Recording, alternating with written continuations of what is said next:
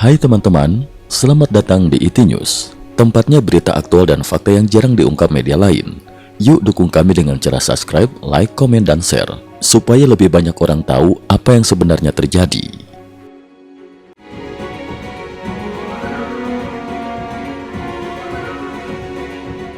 Salam pemirsa, ketegangan antara Amerika Serikat dan Iran kini resmi melampaui perang opini dan propaganda diplomatik.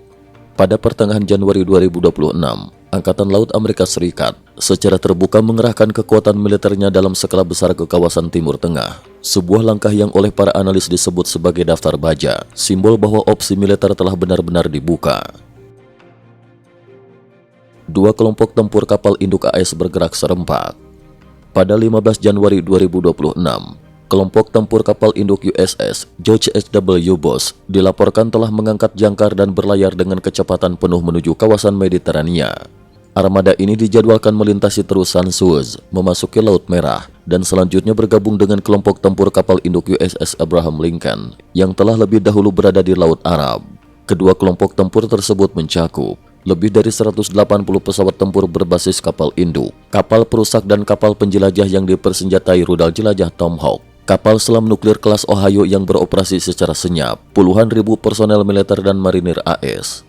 Menurut pengamat pertahanan, konfigurasi kekuatan ini cukup untuk melumpuhkan negara berukuran menengah hanya dalam hitungan jam jika perintah serangan diberikan. 3 langkah Iran yang melanggar garis merah Trump. Dalam beberapa hari terakhir, rezim Iran dinilai telah melakukan 3 tindakan besar yang secara langsung melanggar garis merah Presiden Amerika Serikat Donald Trump. Langkah-langkah tersebut mempercepat eskalasi menuju konfrontasi terbuka dan mempersempit ruang diplomasi. Seiring mendekatnya armada USS Abraham Lincoln, Korps Garda Revolusi Islam Iran (IRGC) justru mengunggah ancaman terbuka yang menyatakan bahwa jika Amerika Serikat menyerang, maka puluhan ribu warga Iran yang ditangkap dalam demonstrasi akan dieksekusi. Ancaman ini memicu keterkejutan luas, termasuk di kalangan pengamat internasional. Alih-alih mengancam balasan terhadap AS, rezim justru menyasar rakyatnya sendiri. Pidato langka dan bernuansa darah dari Khamenei.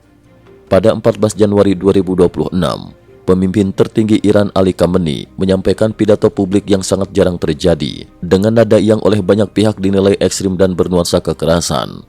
Dalam pidato tersebut, Khamenei menyebut Trump sebagai penjahat kriminal, secara terbuka menyerukan pembunuhan terhadap para demonstran Iran. Sehari kemudian, Khamenei kembali mengunggah pernyataan resmi yang menuduh, "Kami menganggap Presiden Amerika Serikat bersalah karena telah menyebabkan korban jiwa, kerusakan dan pencemaran nama baik terhadap negara Iran." Respon Trump, seruan terbuka untuk kepemimpinan baru Iran. Pernyataan tersebut memicu reaksi keras dari Washington. Pada 16 Januari 2026, Presiden Trump secara terbuka menyebut Khamenei sakit, menudingnya telah menjadikan Iran sebagai negara dengan kualitas hidup terburuk di dunia dan menyatakan bahwa Iran sudah saatnya memiliki kepemimpinan baru. Kekuasaan Khamenei selama 37 tahun harus diakhiri.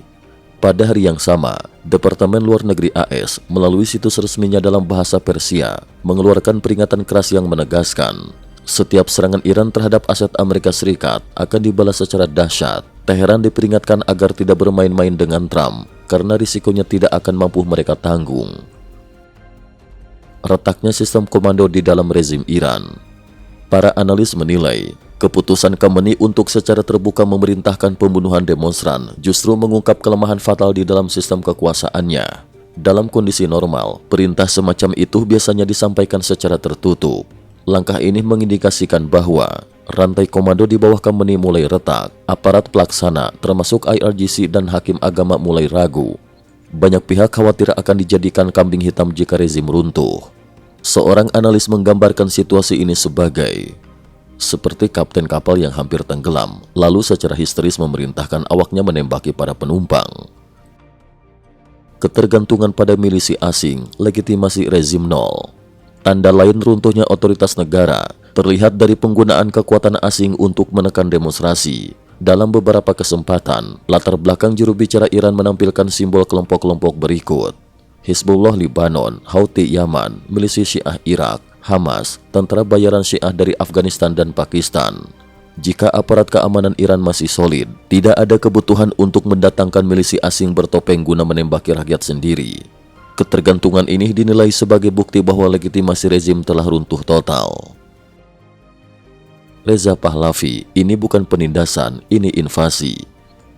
Menanggapi situasi tersebut, Reza Pahlavi, putra mahkota Iran di pengasingan, menyatakan bahwa Iran saat ini tidak memiliki pemerintahan, yang ada hanyalah pasukan pendudukan musuh.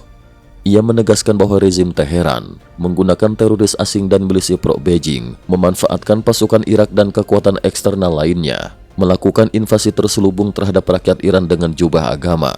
Menurut Pahlavi, tindakan Khamenei dan kroninya bukan sekadar kejahatan domestik, melainkan kejahatan besar terhadap umat manusia.